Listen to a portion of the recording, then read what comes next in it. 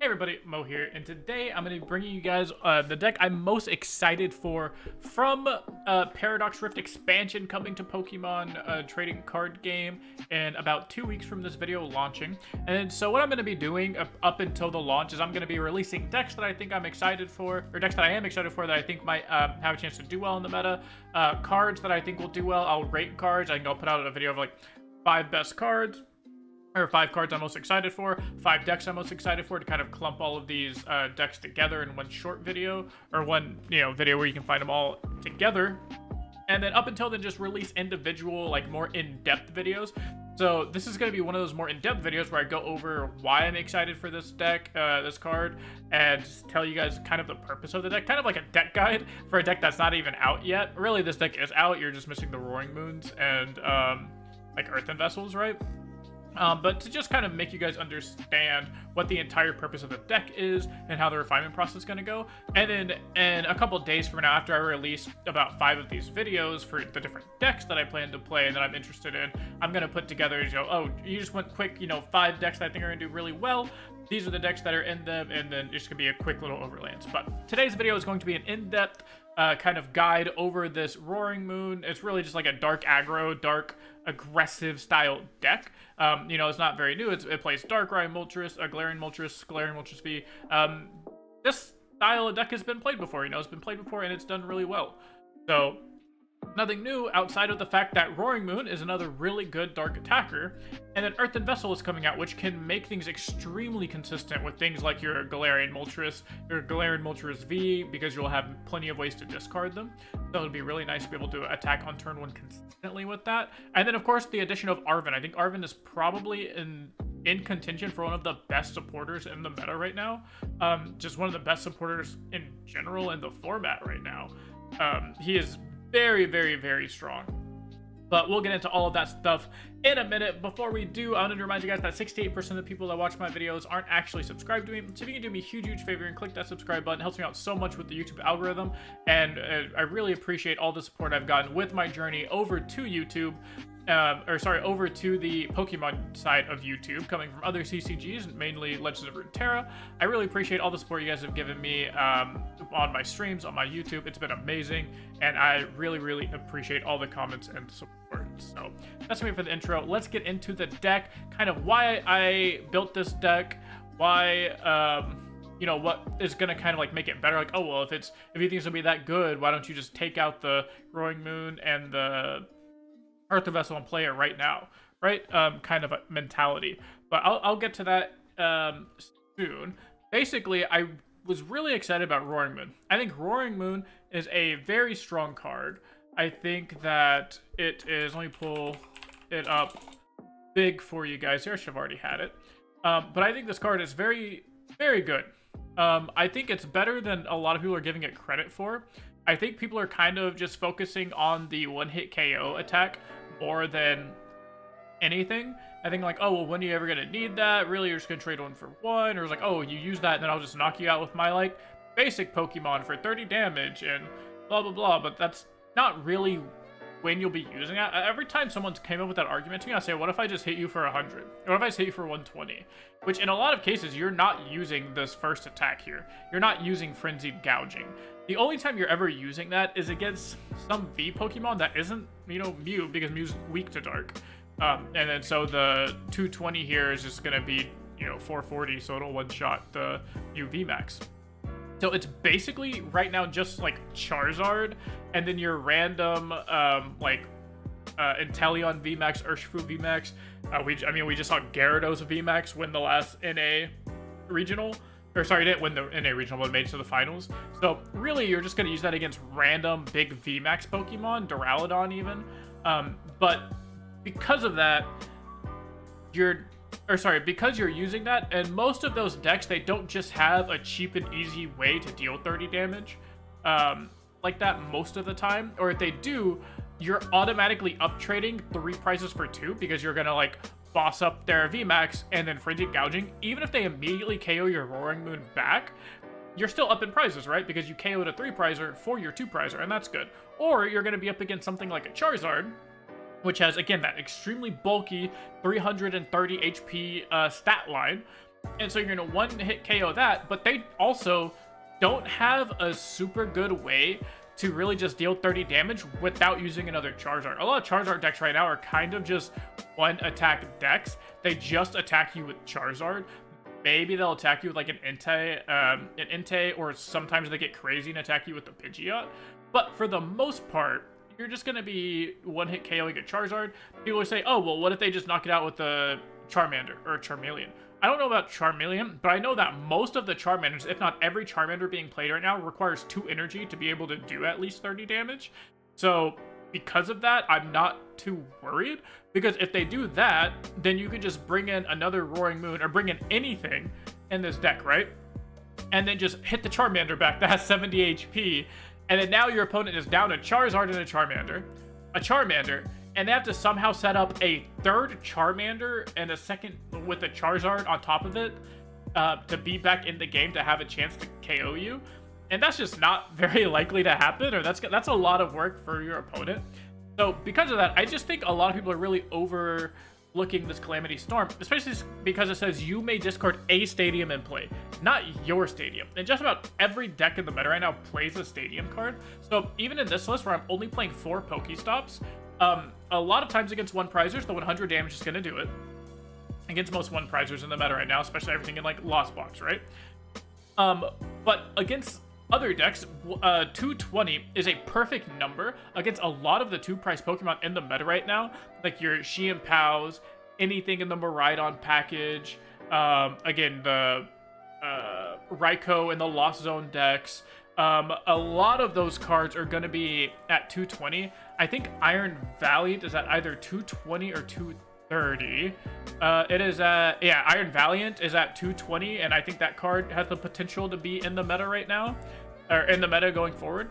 And then the only step above that for the other 2-prizers really is 230, which, I mean, come on, a 10 damage modifier is very easy to do. We have Choice Belt to hit any V Pokemon that get some sort of HP attachment, like the Bravery Charm. Like, let's say they Bravery Charm a Raichu or something like that, and it goes to 250. Okay, well, you know, now we're doing 250 to V Pokemon. If you are really afraid, if there's a lot of EX Pokemon at 230 running around, like Opposing Roaring Moons or Iron Hands is at 230, Dragonite's a V Pokemon, but like worst case scenario, you can play, I forget the name of it, but there's the tool, the belt that just lets you attack for 10 more damage, right? It just says your Pokemon's attacks deal 10 more damage. So I think it's Focus Band. I could be completely wrong, right? I don't know all the names of the cards, but there's a tool that just lets you do 10 more damage, and then boom, all of a sudden now you're hitting the Iron Hands. Now you're hitting the opposing Roaring Moons. Now you're hitting the Dragonites. So it just needs 1 damage modifier to be able to hit that 230 number, which is, again, another really, really important number to hit a lot of the times. So, and that's, again, just Roaring Moon's ability and attack, not including all these other attacks, like the Moltres, the Darker Eyes, the Baby Moltres, and then, of course, the Mew EX. So this is something that I'm extremely excited for, that I think is going to be really big. I think people are kind of underestimating the Roaring Moon EX. It is definitely, in my opinion, one of the best cards in the set, and it's the set card I'm most excited for. It's the card I'm in love with right now, that with all my playtesting and proxying that I'm doing, like in-person playtesting and in-person proxies. This is the card I'm most excited about. This card has been doing the best for me so far. The other card we're going to talk about here is the Earthen Vessel. So Earthen Vessel, I got all the cards over here. The Earthen Vessel is, obviously this is not in English, but what it does is it lets you discard a card out of your hand, and then you have to discard a card out of your hand to play it. But then you go get 2 basic energies from your deck into your hand. And now what that does in this deck is, 1, it pairs really great with the Galarian Moltres. We call it baby Galarian Moltres, not like the V one. It's just this baby one right here, because let me Moltres. Oh, sorry, open a new tab. because the ability says when you play this Pokemon from your hand onto your bench during your turn, you can attach up to 2 dark energies from your hand to this Pokemon. Well, what if you just don't have it? You know, the deck that this version is only playing 13 energies. A lot of these have played 14 to 15 energies at a time to really make sure you have the energies in your hand for the Moltres, or to really make sure you have them to discard to like the Squawkabilly on 1, your Research, your Greninja, discard to anything like that, your Ultra Balls. And what Earthen Vessel does is, one, it's a discard outlet. So it does let you discard a Dark Energy for your Moltres V ability, or your Galarian or your Dark Patch, right?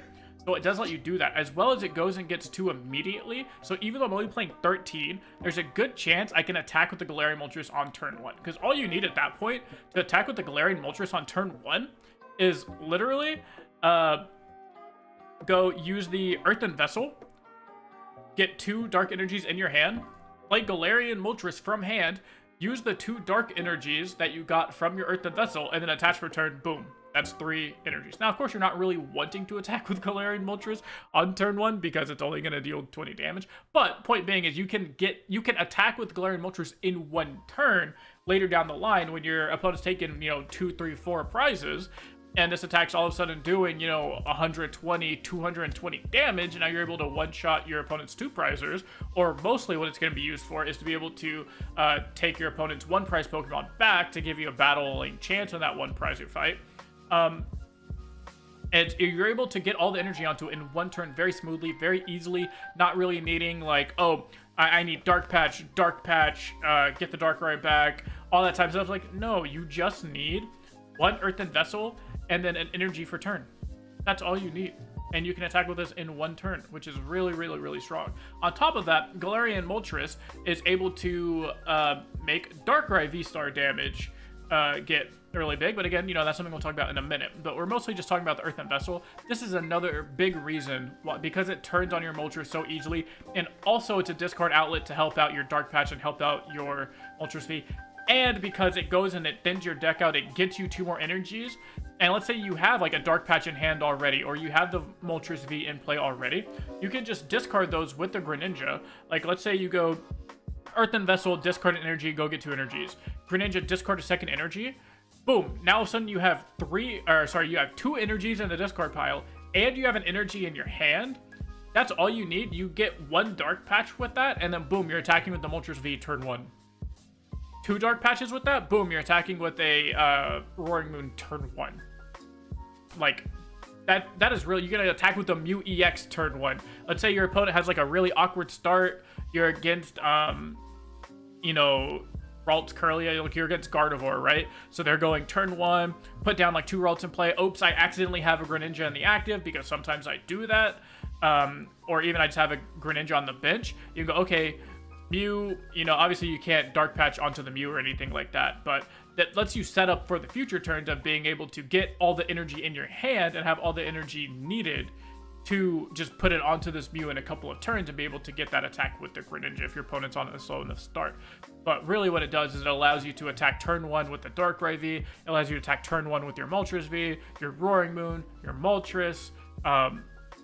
It really powers up your turn 1, and that's really what this deck is about, is coming out the gates explosive turn 1, taking that big tempo swing turn 1, getting a knockout turn 1. That is really, really big in the meta, as we see Miraidon being extremely strong right now, because it's extremely consistent and has the potential for that turn 1 KO, which is the biggest draw to the deck. Is 1, it's really consistent, but 2, it can get a turn 1 KO like 70% of the time or something. That, which is very strong, and I think this deck can also have numbers exactly like that once it gets, fully refined and fully tuned. So I think this deck is really going to be battling with Miraidon for that spot potentially. On top of that, those are the 2 main cards, obviously the 2 new cards coming out, and then Arven. So Arven's a card I want to touch on, again, why I think this deck can work now. Arven is, in my opinion, one of the strongest. I have to stop saying that. Of course it's in my opinion. This is my video. But Arven is one of the strongest supporters, not only just in the meta right now, but just in standard format, period. I think being able to go... there I go, saying I think again. Being able to go tutor out an item card and then go to tutor out a tool card also, like the Forest Seal Stone or the Choice Belt. Potentially, I'll have like another belting, or like the one that does 10 extra damage if you need it, so you can one-shot the 230 HP Pokemon. Being able to go do that on turn 1 makes your deck so insanely consistent. I think there's a chance you just straight up go to 3 Arven, if not more. Or you go to like a 3rd Pokegear, right? But, and also, Arven lets you find the Battle VIP Pass turn 1 if you need to. Let's say you already have a Dark Patch in your hand, then okay, go get Battle VIP Pass, go get Forest Seal Stone, boom. And you already have Dark Patch in your hand. Now you're just like completely set up, and that's insanely strong. It can also get you an Earthen Vessel. So again, if you already have the Greninja in your hand, if you already have that Dark Patch in your hand, if you already have these tools around it, this deck has a lot of very small combos that work well together. All of the cards really help synergize with each other. So if you have part of one combo, Arven lets you go and get the other half of that. If Arven also just lets you go get a full combo by itself, because it can get you whatever item you need, and then Forest Seal Stone, which again is any card you need in the entire game.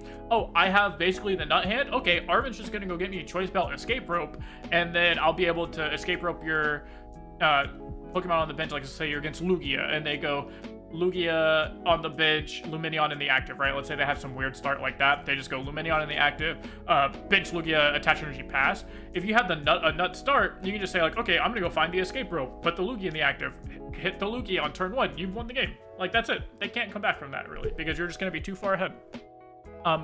So Arven is insanely strong because it allows all of your micro synergies to really come to life, and come to life consistently. So those are the 3 kind of new. I know Arven's not really new. Those are the 3 newish cards that really make the deck pop, as well as Mew EX being a newer card also coming out in 151. It gives you that free retreat. So if you ever start the game with the Mew EX in the active, because Dark Patch goes onto the bench, it's really, really easy to go Mew in the active, Moltres V, Darkrai, Roaring Moon, whatever, on the bench. Dark Patch, attach energy for turn, Dark Patch, retreat Mew for free, attack you for 220. Something like that, it's extremely easy to do.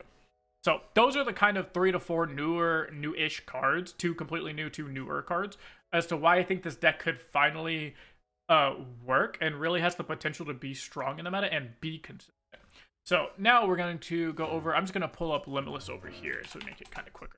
So now I'm going to go over each card and why it's in the deck, and kind of what the purpose of the deck, or purpose of the card fills, because each card fills a purpose. And also this way, by explaining it to you guys, as a lot of you know, I'm fairly new to Pokemon. I've only been playing for about 3 months. Of course, with that, I've top 8'd multiple online tournaments. I went to my first regional, and I only lost 1 round all day. I was 1 round away from making day 2 in my first ever Pokemon tournament, period. I literally have not played in a paper Pokemon tournament before that, and I was 1 game away from day 2ing. So if I explain to you guys the purpose of the card, there's a good chance that you guys have a lot more knowledge about Pokemon cards than I do, and you can let me know in the comments down below or in my Discord and say, hey Mo, I saw you were playing Squawkabilly EX because he has this ability that lets you discard your entire hand. Well, what if I told you there was an item that does the same thing, but you can use it after turn 1? Or it's an item, so you can find it off Pokestop, you can find it off Arven, and it doesn't, it's not a Pokemon, so it doesn't take up a Pokemon spot on your bench, right? Like, you guys can let me know that type of stuff, and then helps me refine the deck and helps us work together to make an extremely strong deck. And, the more minds working on a deck, most of the time, the better. So, let's start from the top and go to the right. So, the main reason I wanted to start this deck in general, I'll give you that, is I think Roaring Moon is strong. I think, like I said, I think Arven's very strong, and I think the, Earthen Vessel is very strong. So I wanted a deck that kind of put these cards together. And I was like, okay, what is that? I was like, okay, well, with Professor Sada, you can get Roaring Moon attacking on turn 1 consistently. Well, you can kind of do that just without Professor Sada, especially if all your only ancient Pokemon is going to be Roaring Moon. You don't really want to use Professor Sada just to attach 1 energy for turn when Arven can basically do that for you. So I was like, okay, well, what if I found a bunch of dark Pokemon that could attach a bunch of energy, or that could take advantage of that turn 1 attack consistently? And that's when I learned about, the Darkrai EX deck. So I was like, okay, what if I took a Darkrai EX deck and kind of just made it more modernized? And so this deck right here that you're seeing was built completely from scratch. Obviously, it is not a brand new concept, but I picked every single ratio for a reason, but I picked all the ratios, I picked all the cards. I talked with a couple of my friends, like Ryan Harris and Jeremy, and we, they kind of helped me out with some cards. Like, they told me, so actually, this is supposed to be a second Galarian Moltres, the baby one, and I'm only playing one Moltres V. The reason it looks like this, though, is because, I'll be honest with you guys, I lost my paste for the deck code, and I didn't want to have to go in and re-find the code for Roaring Moon and re-find the code for the Earthen Vessel. So I just want to let you guys know this is supposed to be one Moltres V and a second Galarian Moltres, baby Moltres. So that was the idea behind the deck. So this is what all the cards are in here for. So Darkrai V and Darkrai V Star. So Darkrai V, basically just look at Darkrai V Star, because we play Darkrai V, so we play Darkrai V Star. So Darkrai V Star is colorless, 30 damage plus. So this attack does 30 more damage for each dark energy attached to all of your Pokemon.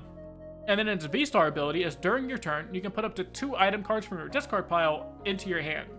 So what that does is that allows us to use things like Dark Patch multiple times. So we can play up to 6 Dark Patch in a game if we need to, because we're able to go Dark Patch,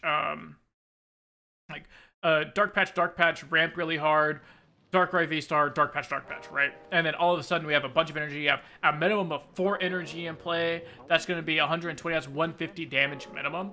Of course, the more energy you can get into play in a turn, the Darkrai is going to be very strong. The 220, or really 230 benchmark is the biggest one you need to be able to hit at the moment. So what that is that's going to be, so it's basically 230 divided by 30. So that's like 7, really, because 7 puts you at 210, and then the 30 base is going to be 240. So you need 7 energies in play. Well, it's going to be 2 for the attacking gear. That's like 2 for the Galarian Moltres. That's 4, and then 3 on Roaring Moon or another Galarian. 7. Boom, you can attack for 230 very easily. Also, you have the Choice Belt to help you get there, so you only need 6 at that point. There's a lot of ways to get around it, but basically Darkrai is just a good, consistent attacker with a really good ability that allows you to reuse one of your strongest items in the game, or strongest items in your deck, which is that Dark Patch. On top of that, Darkrai V is also a decent attacker. So if you get to a spot where you have like a really nutty opening of it's just like a double Dark Patch into attach energy for turn, Darkrai V has another, it's a 3 energy attack that attacks for a decent amount. It attacks for 130, which is going to knock out a lot of, or every one prize Pokemon basically turn 1. And then also it puts your opponent's active Pokemon to sleep. So if it doesn't die to that 130, it's now asleep. So your opponent has to kind of flip a coin, I believe, to see if they can actually use it on the next turn, which is, very solid for a nice turn 1 attack for turn 1, which is something, again, this is like your worst attacker turn 1. So if that's your worst attack, you're in a pretty good spot. Next is Roaring Moon. So we already went over Roaring Moon. We already went over its attacks. Basically, Roaring Moon is just a nice way to hit for 220 again on turn 1, hit for 100 to knock out any 1-star or any 1-prize Pokemon aside of like a random Cramorant or a random like Radiant Pokemon that's in the active for some reason on turn 1. But there's that, and then in the mid to late game, it's really when you're wanting to use Roaring Moon is in that mid to late game to one-hit KO your opponent's really, really big Pokemon. That is this card's purpose in the deck. You're not really wanting to attack with that second attack often because you have other cards that can kind of do that better. You have the Moltres V that can do that a little bit better. It's guaranteed to be attacking for 190. You have the Galarian Moltres, the baby Moltres here, which is going to be, after your opponent takes 2 prizes, guaranteed to be hitting for 120, which is going to, again, one-hit KO any 1-prizer. Once they take 4 prizes and they have 2 left, you can use Galarian Moltres to be hitting for that magical 220 number against most of the V Pokemon, again without any modifier from Choice Belt or anything like that, or any other belt that we put in this, any other damage modifier we end up putting in this. So really hitting the 220 number, hitting a decent attack number, most of your Pokemon can do that. Moltres V can do that very easily. Galarian Moltres can do that in the mid game, and Darkrai can do that early on if you get multiple Galarian Moltres V out. Like if you, or sorry, multiple baby Moltres out. So if you get like both of your Moltres out, that's gonna be 4 energy, 5, 6 energy. Boom! With the belt, you're already one-shotting, or you're doing that like 230 number, right? Which is very, very strong.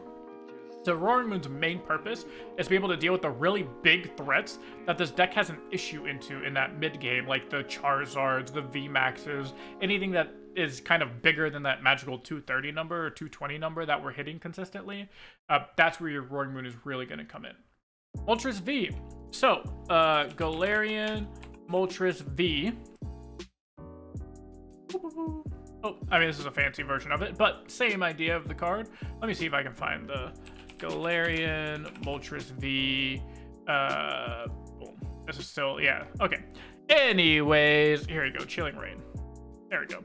So, Galarian Moltres V has an ability. It says, once during your turn, you may attach a dark energy from your discard pile to this Pokemon. You cannot use more than one of this ability each turn. It doesn't matter, we only have one Moltres V in our deck anyways. But basically what this does is it's a free Dark Patch. All you have to do, and this doesn't have to be on the bench. This can be in the active and do this for you. So, it could be in the active, and then boom, you attach one Dark Energy to it. Okay, you attach one from hand. That's already 2 out of 3. All you need at that point is a singular Dark Patch, which it would have to be on the bench for that. But that's all you need is one Dark Patch now. You don't need double Dark Patch. And with us being on 2 Arvid and a Seal Stone and a Pokestop and 4 Dark Patch and the Squawk ability to draw a bunch of cards and the Greninja to draw a couple cards and the Professor's Research at worst to draw a bunch of cards, you know, you can see half of your deck turn 1 consistently with this deck. Assuming you're going second and get to use a Professor's Tool, which, by the way, I would opt to go second with this deck always. So, because of that, you can easily see half of your deck. Once you draw your initial 7, prize 6, draw 1 for turn, Squawk ability is another 6, Professor's Research is another 7, that's 13, Greninja is 15, so 15 plus your initial 7, or 15 plus your 13 from your starting is going to be 28. So, that is already, plus your Squawk ability is 29, plus the research that you saw is 30, plus the Greninja that you saw is 31. So you've already seen 31 cards most of the time, or you're around 28 cards, I guess is really how it comes out to. So you can see almost half your cards easily, or half your deck over half of it, because again, that's not counting any thinning you do with Battle VIP Pass, Pokegear, Ultra Ball, you know, Pokestop. That's not including thinning your deck out with Earthen Vessel, anything like that, right? So that's not counting any of that stuff. You're seeing almost half your deck easily just off of these 2 cards, or these 3 cards alone, and then your initial setup. So the odds of you finding one Dark Patch on turn 1 in the top half of your deck is extremely likely. I haven't ran the thermal calculator, but I promise you it's very close. Or hypergeometric. Sorry, I don't know why I said thermal. Hypergeometric calculator. I haven't ran it, but I'm sure your odds are going to be like 85%, 90% easily to see a single Dark Patch in the top half of your deck. So, because of that, Galarian Moltres V is a very consistent turn 1 attacker. Of course, the downside is this Pokemon deals 30 damage to itself. It is at that 220 mark again, so anything that hits for 220 turn 1 is going to be good. Anything that hits for 190 now, turn 1 is going to be very strong into it. But most things aren't immediately attacking you turn 2 for 190 that you can't immediately hit back on turn 2 yourself with another big attack, right? Most decks aren't hitting you for 190 on turn 2 anyways. And if they are, it's usually something you can immediately KO them back or hit them back.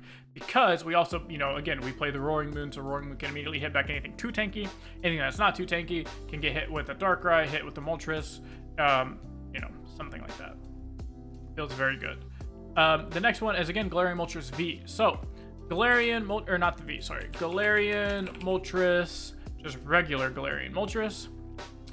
So this Pokemon is a 1-price Pokemon. This is what we're playing 2 of instead of the V, so we're playing 2 Baby Malts.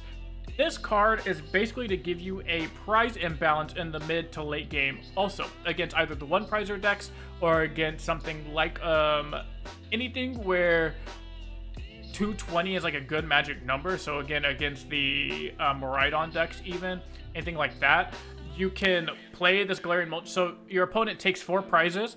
Okay, let's say you've taken 4 prizes at this point. You play Galarian Moltres. You attack them now for 220. Boom. You take 2 prizes, or you take a couple prizes back. If your opponent returns the KO, they only have one prize. All of a sudden, you're up in tempo because of that. So even if your opponent takes first prize, let's say they take 2, and then you take 2, and then they take 2. If you play Moltres and you take 2 back, now your opponent has to take a whole extra Pokemon, whereas all you have to do is take out that last V Pokemon from them. It really just shifts the tempo big and helps that way. Also, again, against the one prize matchups like the Lost Zone, the Gardevoirs, anything of those natures that's playing one prizers often, having 120 HP is nice because it's not going to get one hit by Cramorant. Obviously, 130 would be super nice because then it doesn't get one hit by the Sableye either. But being able to not get one hit by Cramorant is very good. And then having an attack that does 120 just as soon as they take 2 prizes is very strong. The play pattern for that usually into the Lost Zone has been you start the game with a Moltres V in the active, you KO something turn 1, you take a prize. They can't return the KO on the Moltres. You take another one, turn 2, you're at 2 prizes. Now they could probably KO the Moltres, right? Because it has 160 HP. It probably got hit by Cramorant or hit by Sableye turn 2 or Greninja, or it got hit by something on turn 2. So by turn 3, they'll definitely be able to take it out. Now they're evening the prizes, but because they took it out to even the prizes, that's when you come in with this Galarian Moltres, the baby Moltres, and then all of a sudden you're using a one prizer to KO their one prizer. Because none of their one prizers have more than 120 HP. So because of that alone, Galarian Moltres, boom, one-shot it. And then what are they going to do? Greninja doesn't one-hit it. Cramorant doesn't one-hit it. Sableye is the only thing that can immediately take it back that isn't a 2-prizer in things like Lost Zone. Which is going to be very strong, because then if they do use a 2-prizer, well, all of a sudden, they just turned on your other 2-prizers. So they're like, oh, you're using 2-prizers now? Okay, cool. Here's a Darkrai, KO you. Here's a Roaring Moon, KO you. Something like that. So now, all of a sudden, you don't feel as bad putting a 2-prizer in the active, and you're still going to be ahead in that tempo race because you have taken the first prizes in that scenario. And you've offset their imbalance with your own 1-prizer, which makes the race a lot easier.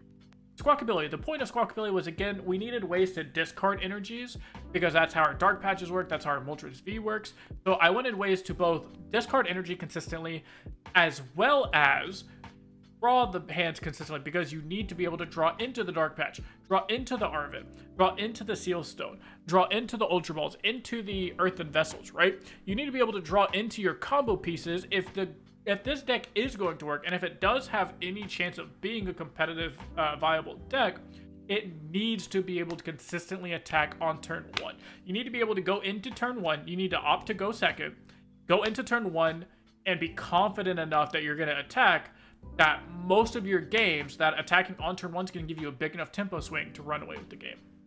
So that's the idea behind Squawkability EX.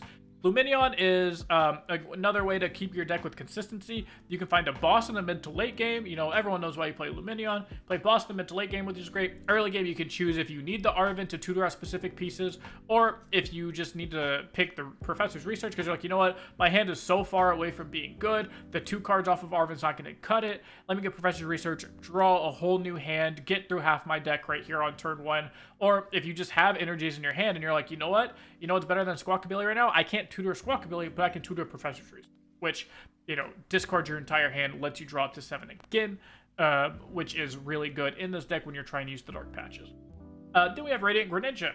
Radiant Greninja is another good way to discard those energies. It is a good way to draw cards, and again, try and keep that combo going. Just find as much consistency as possible with this deck, and that's one of the best ways to do it. And then Mew EX. So Mew EX is really strong in this deck because it's a free retreater. All of your Dark Patches rely on your Pokemon being on the bench.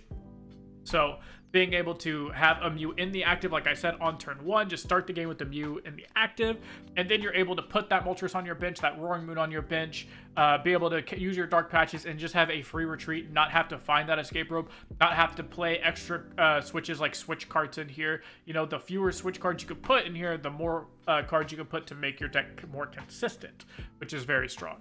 So that's what I really like about the Mew EX. And then as well as you have plenty of ways to discard cards. So, for For example, we play Ultra Balls that lets you discard cards. Earthen Vessel lets you discard a card. Greninja lets you gain cards, really. But really, you have the Ultra Ball that lets you discard cards. The Earthen Vessel lets you discard cards. You can play Poke Gear and then just, like, Mist if you want to. So you can basically force your hand to be as small as 3 cards or less often. So you can use that restart ability on the Mew EX. So let me pull it back up here. Mew EX. Oh gosh, here it is. So you can make your hand small enough to where you can use that restart ability and draw a couple cards, which is very strong. On top of that, Genome Hacking. There's not going to be a lot of spots where you do use this attack, but it is nice to sometimes be able to have this attack as an option, especially if you're attacking with something like the Darkrai V-Star, and you're just wanting to put as much energies into play as possible. And so that way when the Darkrai V-Star dies, you already have those 3 energies set up on your Mew, and you're ready to start attacking. You're ready to use some crazy stuff. That's going to be a pretty decent use for it also. But the biggest thing is it has a free retreat, and because you have so many ways to discard cards or play useless cards, like you can, I drew, let's say you're playing 2 Seal Stones. I drew a second Seal Stone. Doesn't matter, you can play it. Poke Gear, you can play it and miss if you want to. Ultra Ball discards 3 cards out of your hand if you choose to not go get another Pokemon. You can, I believe with Earthen Vessel, you should be able to just whiff the Earthen Vessel. So again, Earthen Vessel is a way to get 2 cards out of your hand if you really need to. If you don't need the energies, you need to draw into specifically Boss or draw into specifically Dark Patch or something like that on turn 1. You can use the Earthen Vessel to discard another 2 cards out of your hand. So you have ways to discard cards down and then have that restart ability to draw up and just have higher chances of hitting the combo pieces you need. Next you have Arven. So again, Arven. What's the big thing about this deck? Consistency. I already kind of went over the Arven, or really did go over the Arven. It's able to find you exactly the cards you need on turn 1 to really get that pop off. You can find the Battle VIP Pass. Again, it's really just there to fill the holes in your puzzle. Every turn 1, every game, you start with a turn 1 puzzle of what is my attacker for this game? Identify who your attacker is going to be. And then solve the puzzle of how do I get this attack off? How do I get this Pokemon in the active? How do I get this attack off turn 1? And with doing that, Arven is going to be a really good way to consistently fix that puzzle.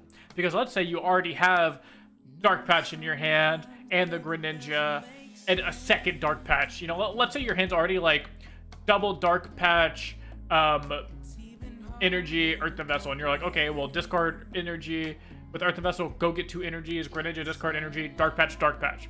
Well, all you need at that point is Arven to go find you the Pokemon and then find you the switch rope, right? The escape rope. It just needs you to get those 2 pieces, which is good. It's like, oh, I already have everything. I'll just use Arven to get his 4 Seal Stone or the Belt, and then now Belt lets you guaranteed 1 hit on turn 1 with your Moltres, or the Seal Stone's like, you know, my hand's already so made, I'll just use Seal Stone like next turn or something, which is going to be very strong.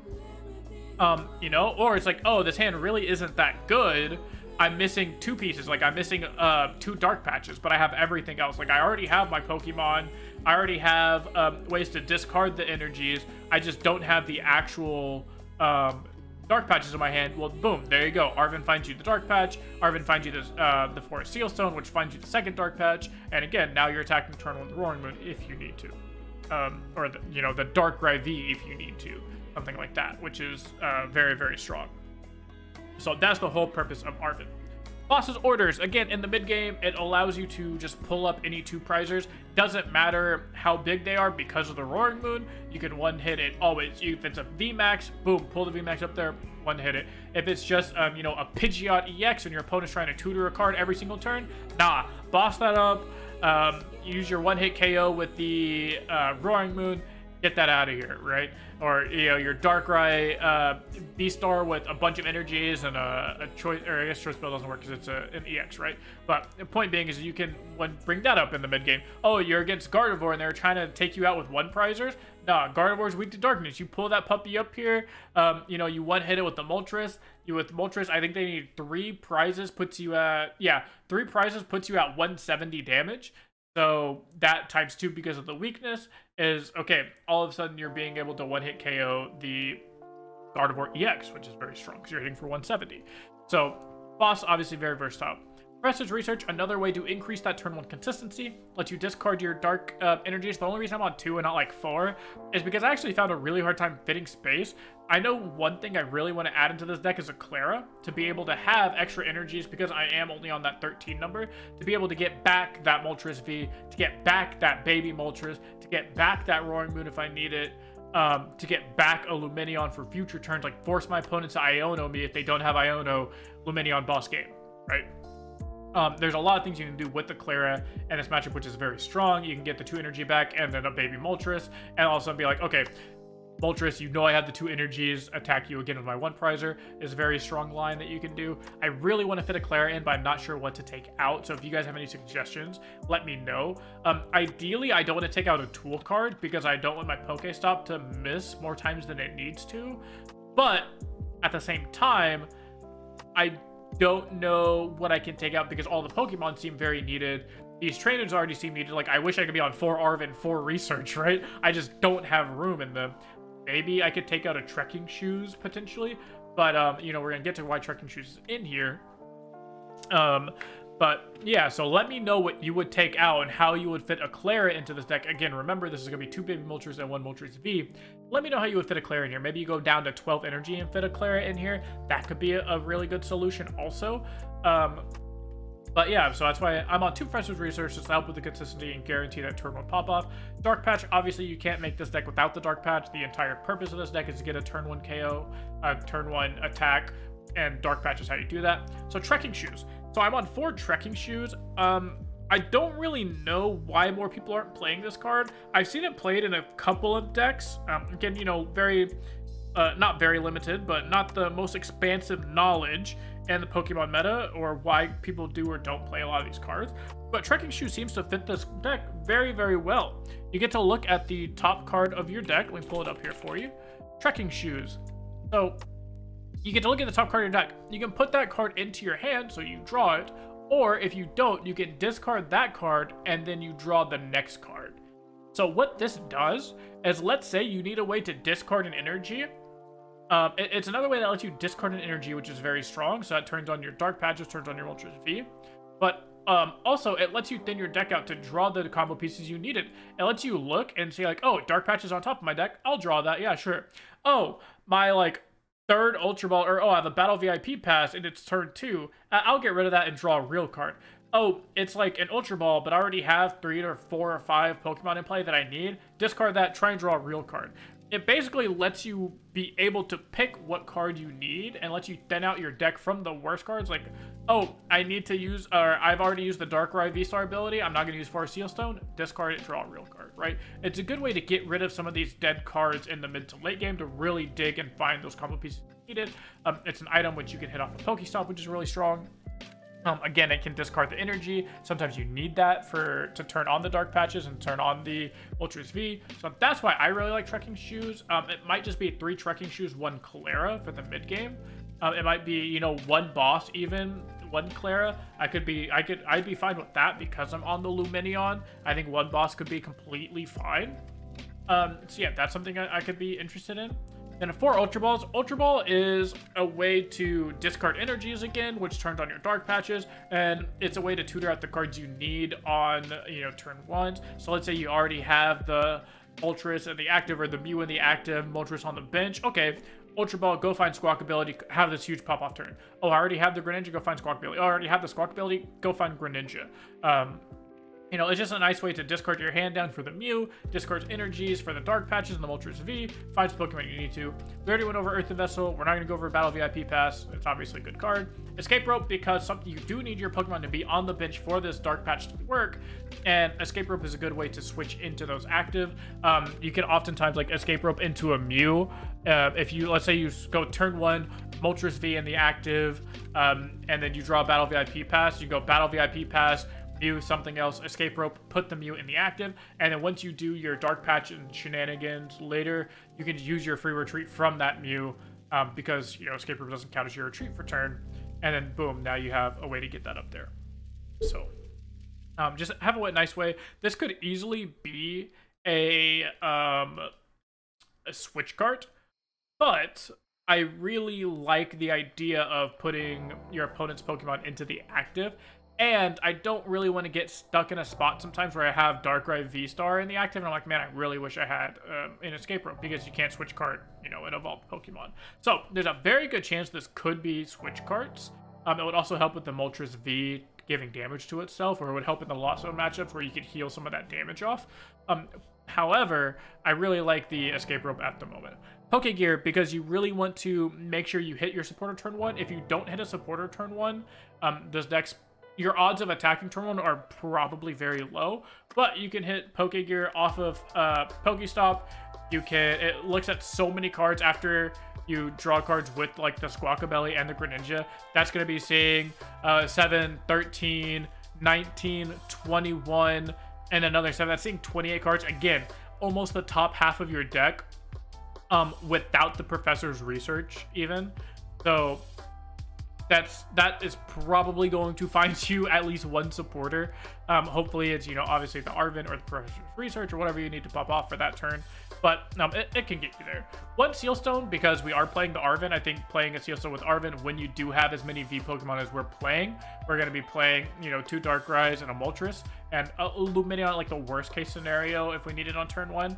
But having that 4 Sealstone is nice. Also, it lets you do things like, oh, really? I just need 2 Dark Patches. And with the Arven, you're able to go get a Dark Patch for your item and use the Forest Sealstone for your tool. And then you can use the Forest Sealstone to then tutor out a second Dark Patch. So that's kind of a way to cheat out 2 Dark Patches with 1 Arven, even though you're not really supposed to be able to do that. Choice Belt, because that turns your Moltres V into being able to hit for 220 against all of the V Pokemon. So against basically Raikou, against other like Miraidon players.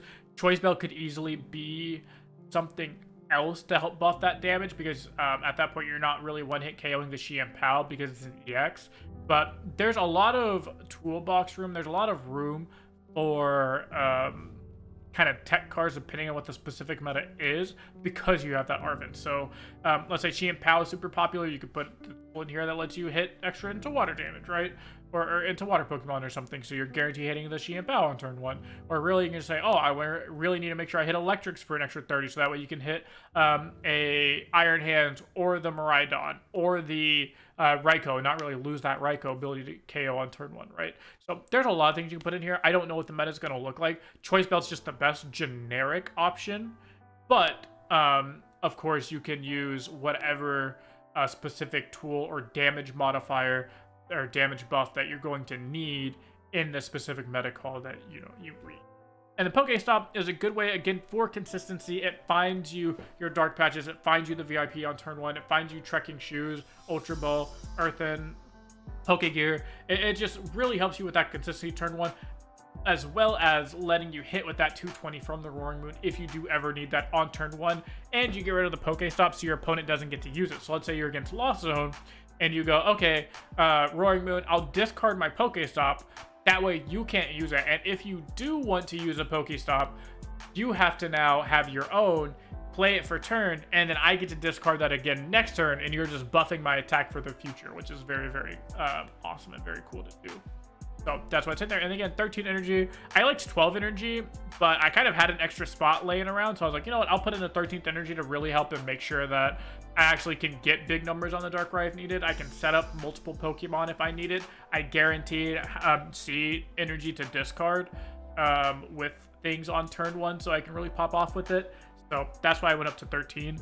But yeah, so that's the purpose behind all the cards. That's their roles. I know this was kind of a longer one, but they're all going to be kind of longer because I really want to go in depth and explain the purpose behind every single card, why I'm excited for it, why I think it'll work, the purpose behind the cards, the purpose behind the deck and the idea. And that way you guys can help me out and we kind of build it together in the comments in the Discord section and figure out what the best, most optimized version of this deck can be and figure out if it's hot or not. And that's something I will be doing on day 1 of the release. I'll be streaming, I think I'll be streaming the release of Paradox Rift over on Pokemon TCG Live. If not, I'll definitely have videos out as soon as the set drops. I'll have videos out, you know, the next multiple days in a row, showcasing the decks that I'm going to be talking about in this video series. This deck, the Iron Hands deck, the Saucy Lost Zone deck with Iron Valiant, an Alakazam deck with Xatu, or just some sort of Xatu deck, but it's really looking like Alakazam. all the decks I'm going to be showcasing here with these really in-depth deck guides and kind of deck overviews. I'll be putting videos out on them as soon as I possibly can. So you're going to want to make sure and subscribe and turn notifications on so you don't miss any of those videos, so you know exactly what I'm trying to see, and maybe I'll open your eyes to new decks, or maybe I took a different twist on the card that you're really looking forward to, and then you can help me out with also by putting a twist on the cards I really like. Saying like, hey Mo, did you know about like this card? Or let's try and, I built it this way, what do you think of it? I'll be like, oh, I didn't think about that. That's like a really cool way to, attack that card and really utilize all of its abilities. So that's gonna be it for this video. I hope you guys really enjoyed it. Again, make sure to subscribe, comment down below so we can work on this together and really engage the community. I've really enjoyed all of the interactions I've had in the Pokemon community. It's been very, very nice. It's been a very welcoming community, so I really like that. Outside of like one random weirdo on Reddit, you guys have been all awesome, and my switch over to Pokemon has been really enjoyable, and you guys are awesome for that. So that's gonna be it for this video. Hope you guys enjoyed it. I'll see you in the next one.